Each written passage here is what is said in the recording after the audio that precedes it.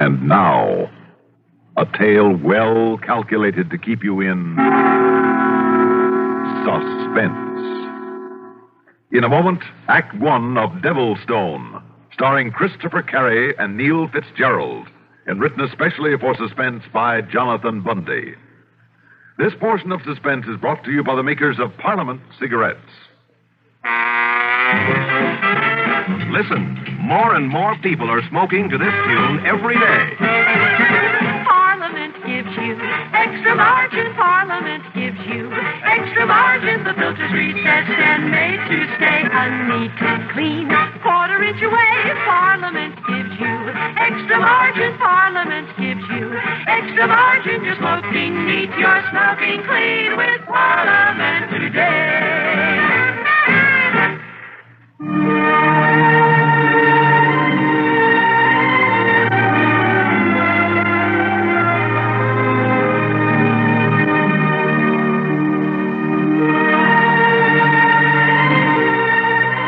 My name is Martin, Timothy Martin. I live here in Dublin, and very nicely too, thanks to a considerable inheritance and sale of the family estate in County Kilkenny, which brought a very good price. I have a comfortable cottage, a faithful manservant by the name of Evetts, and everything else I need to live an easy, contented life, and without the need of applying myself to any sort of labor. Even my financial matters are no bother to me. They're handled by a penny-pinching old solicitor by the name of Ian Carney. And mine was a contented life. Until, that is. Until a long-forgotten uncle died and left me some property he'd owned but never lived on up in County Fermanagh near Inniskillen. A place known as Devilstone. And then... But let me digress for a moment. I should say, let me seem to digress for a moment. And remember this, please. For it may have much to do with the strange, terrifying tale I'm about to tell you. Deep under St. Michael's Church, here in Dublin, is a crypt. It possesses most amazing properties. In it lie scores of bodies in a state of perfect preservation, albeit they are hundreds of years old. The old ones used to say it's due to some wondrous form of black magic. But modern science, modern chemistry, has exploded that ancient belief, has shown that certain gases generated by the unusual composition of the dark, dank earth in which the crypt is located, those gases have produced this amazing phenomenon. Very well. Now, a few days ago, I called Mr. Carney, my solicitor, on the telephone. I've been hoping you'd call me, Timothy. I wish to speak with you about that house and property in County Fermanagh that your uncle left you. Well, I've certainly no desire to move away from Dublin, Mr. Carney, so I've decided to rent out the old place. Rent it out? And why not, sir? You really think you can? Well, I'm quite certain I can. I doubt it. Well, as a matter of fact, an American couple by the name of Stoker left here only yesterday for a look at it. I see. I expect they'll be back here a moment now to agree to lease it for the summer. Timothy, you, showed them the pictures and description of the place? Yesterday morning. They were so intrigued by them, they were all for signing a lease then and there. You'd better to have taken their money and let them do it, my boy. Oh? Aye. I'm sure I don't see why. Well, surely they're entitled to look at the place over before they take it. After all, Mr. Carney, never having been there myself, there wasn't too much I could tell them about Devilstone. Exactly as it should be, Timothy. Well, I'm afraid I don't understand you, sir. I mean that now, my boy. You will never rent it to them, nor to anyone else who goes there. Why not? Now, why'd you say that, Mr. Carney? Well? You don't know? Well, of course I don't know. Then perhaps your tenants, I should say erstwhile prospective tenants, will tell you, if you ever see them again. Now, what do you mean by... Oh, excuse me a moment, Mr. Carney. Yes, what is it, Evetts? I beg your pardon, sir, but there's a Mr. Stoker here to see you. Stoker? Yes, sir. And if I may say so, he appears to be quite excited about something, rather angry. Hello? Shall I tell him you're busy and suggest he see you another time? Timothy? Yes? No, Evetts. Have him come in, please. Very good, sir. Hello, Timothy. Oh, sorry, Mr. Carney, but I've someone here to see me. No, about Devilstone, Timothy. I think I'd better call you back. Very well, if you like. But there is something about Devilstone, its history, that you might not be cognizant of. All right, well, I'll get back to you shortly. Timothy! Goodbye, sir. Well, At least you didn't try to skip out on me. Mr. Stoker, how are you? Nice to see you again. Oh, it is, eh? Did you and your wife get over to look at Devilstone as you'd planned? We certainly did. And by heaven, Martin, if this is your idea of some practical joke... My what? Sending me alone to that ungodly place would have been bad enough. But my wife... Martin, you ought to be horsewhipped. No, wait, please. I'll have you know that as a result of your having let her go there, you and your twisted sense of humor... What? What is the matter with you, anyway? The poor woman nearly went out of her mind. Mr. Stoker, She still hasn't recovered from it. Sure, I got her back to Dublin all right. But the doctor has ordered her to bed. Had to give her strong sedatives. Now, I warn you, young man, if she doesn't recover completely... Just a minute, Mr. Stoker. Oh, don't bother, Martin. The less you say, the less I have to see of you from here on out, the better. Here are the keys to that place. No, look here, Mr... Goodbye, Martin. If I ever see you again, it will be in a court of law. Believe me, Mr. Stoker, I don't know what you're talking about. What are you so upset about? Oh, you don't, eh? Do you mean to say there's something wrong with Devilstone? And do you mean to say that you, the owner of it, don't know? We don't know what, sir. You don't know that ungodly place is haunted? What? You heard me. Haunted.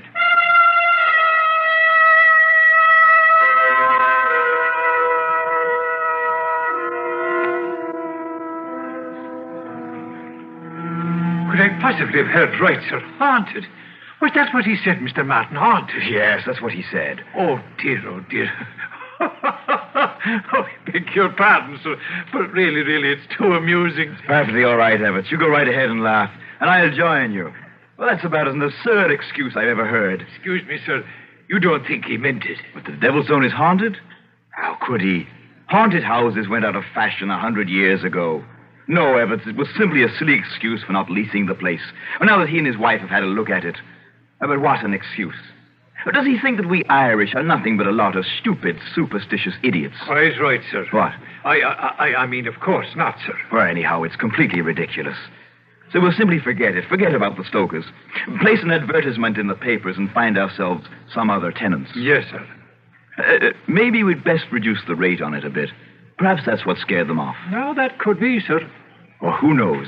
Perhaps Devilstone isn't in as good condition as we've been led to believe. But can you imagine anyone coming up with an excuse so patently absurd, so completely asinine, and so utterly foolish, and expecting us to believe him, to take him seriously? Yes? What is it, sir? Everett, the truth now. Yes? Do you believe? Do you think? Possibly. Oh, no. No, of course not. It couldn't be. And yet, could that have been what Mr. Carney was talking about? Or at least implying? Mr. Carney, the solicitor? Yes. But Mr. Carney seems to be a man of good sense. He was so definite about it, though.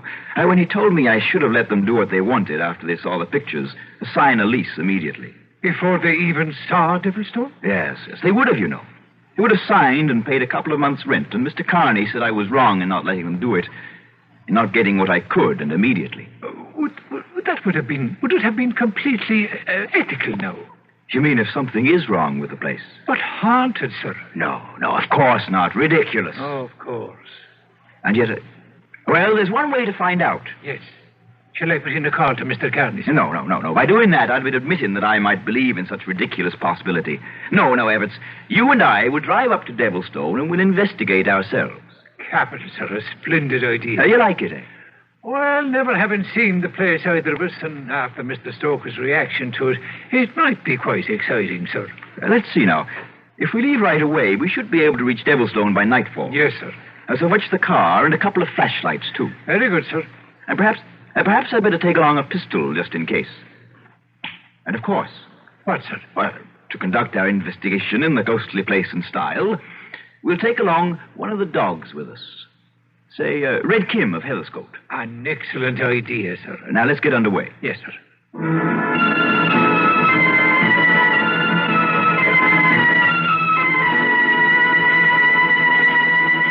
Well, Everett, if the man at the petrol station told us right, the rambling old mansion you now see before you is Devilstone. Yes. I see. Now, what kind of a reaction is that? A gloomy old place, if I may say so, sir. Now, don't you start conjuring up some ghosts. Even Kim apparently finds nothing particularly friendly about it. Now, look, Evans.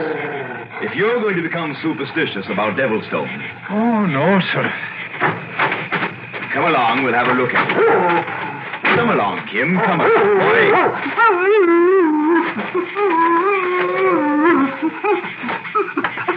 Now, let me see if I can unlock this door. Here, sir, here. I'll hold the flash on it for you. Good.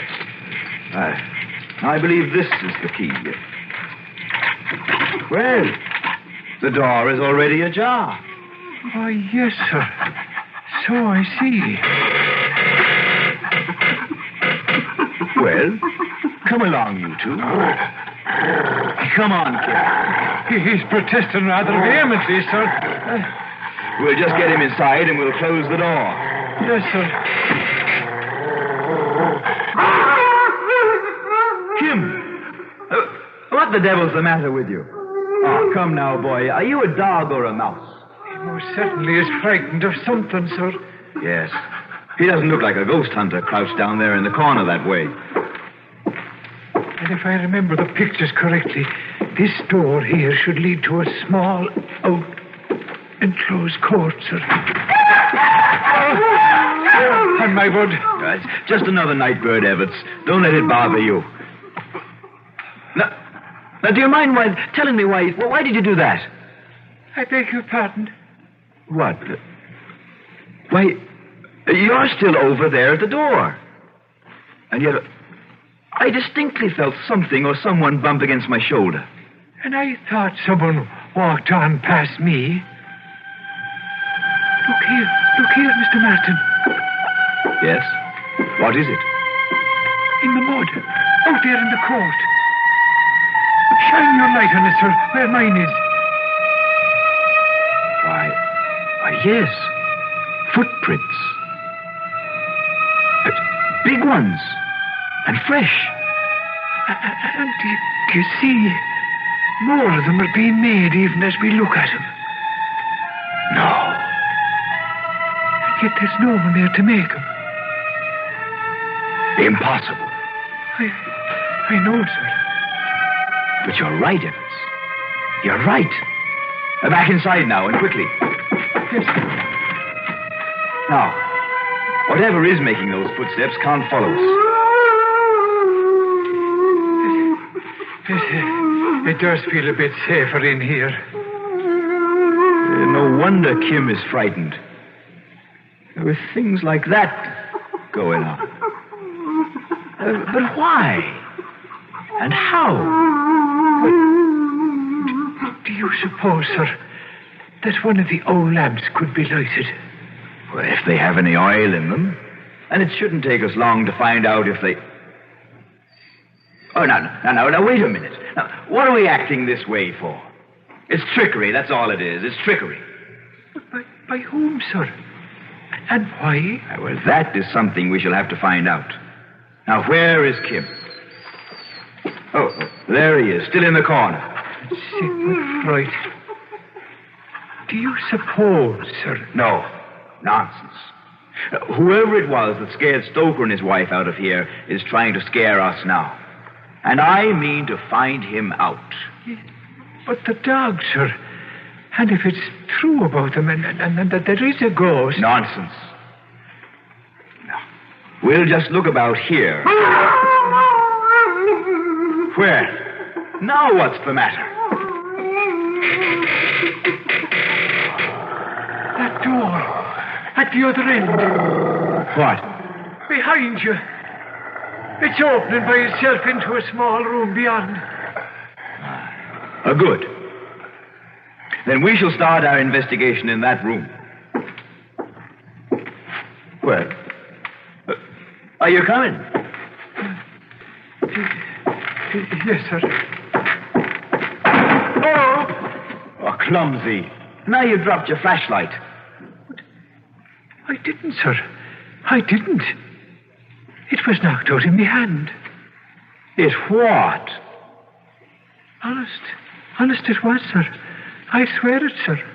Now, Evarts, don't be silly. Go on back in there and get it. I really rather not, sir, if you don't mind. Oh, the door. It's closed by itself.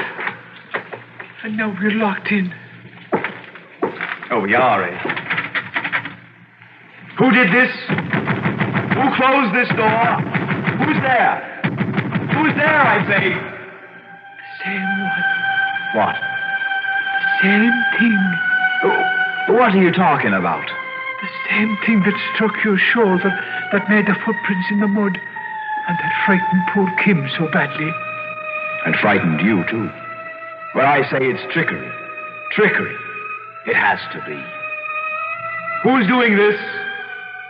Answer me. Answer me. Ye des begun. What? Ye des begun. Yes. Yes. I guess we'd better. Yes, sir. No. Not a bit of it. Please, sir. Please, in the name of heaven, sir. No. We're going to stay right here, Evarts, until we find out. Yes. Begun. No. Not until we learn just what's going on and... Where's that voice coming from? I've tried to warn you. Oh, please, sir. They've tried to scare us, that's all. Tried to scare us. Yes. Yes. So that you'd leave this place. Why? Because if you do not, you will suffer the same fate as the dog. Kim? Fate? What are you talking about? Oh, look, sir. The door is opening. Yes, look. In the light of the flash that was dropped in there. Kim! Evarts. Kim is dead. Then, Mr. Martin... Oh, please, sir, I beg of you. Who did this? Who did this? Show yourself. Yes, I will show myself. Look. What? Oh, look, sir. Out of thin air. Yes, I see him. Mr. Martin. Yes. All right, we'll leave. Come along, Evarts. Come on.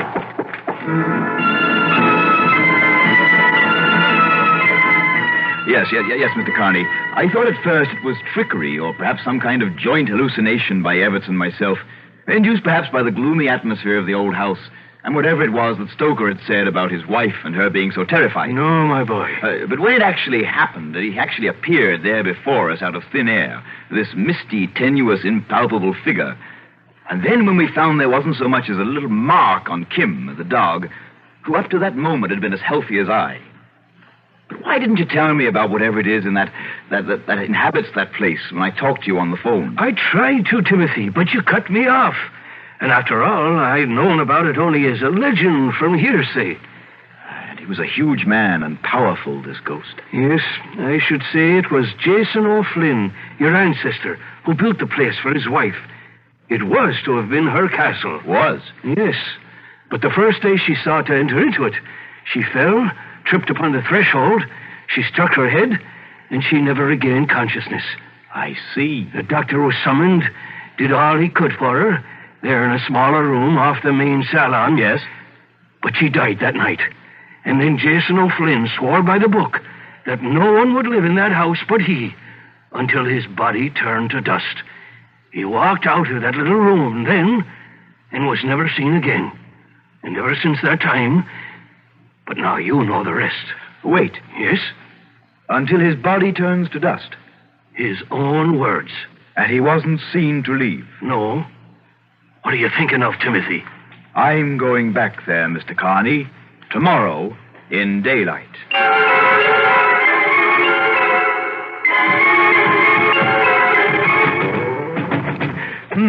I just don't get it. And I certainly found no signs of hollow walls or hidden panels on the floors above, sir. And yet, Everett, somewhere close to that small room. Don't you think it's best we simply leave the place and... No. No one but he. What? Until his body turned to dust. What, sir? And although there must have been other people about, he wasn't seen to leave. And to me, Everett, that means only one thing. Somewhere in this house lies the key to this mystery. But we've been here most of the day, sir, and we've found nothing. And it's getting on towards dusk. I know. But until I find some... Oh, sorry, sir. Let me help you. The old rug was so badly wrinkled, it's no wonder you tripped. Wait. Everett, listen. Very hollow floor, I should say. Here, help me fold this rug back. Yes, sir. Here now. And look, a sort of trapdoor, and fitted in the floor so tightly. Yes. And this, it looks like a seal around the edge. Why, yes, sir. And a heavy lifting ring. Well, then give me a hand. We'll see if we can raise it. Now. Oh, it's very tight, sir. Yes. But the seal is giving way a little. Put everything you have into it now.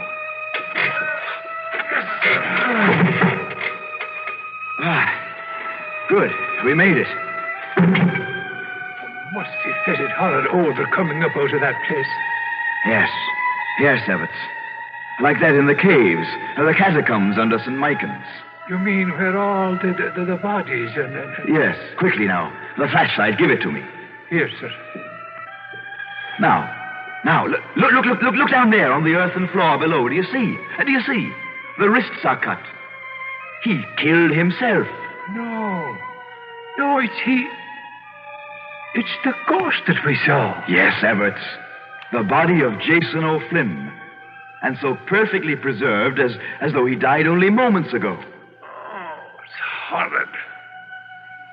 Until his body turned to dust, he said. So we know now that we've found it. So please, sir, let's leave this place. Wait, Everett. Wait. Do you see? Now the fresh air has reached it. Oh, good Lord. Yes. The color is leaving the cheeks. The pallor of death is taking its place. And yes, now, at long last, the body will turn to dust. No longer will Jason O'Flynn walk the night. Requiescat in pace.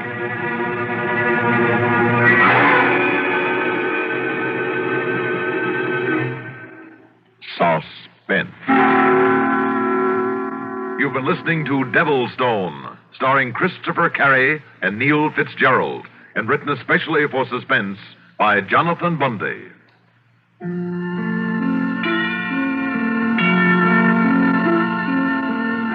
Suspense is produced and directed by Fred Hendrickson.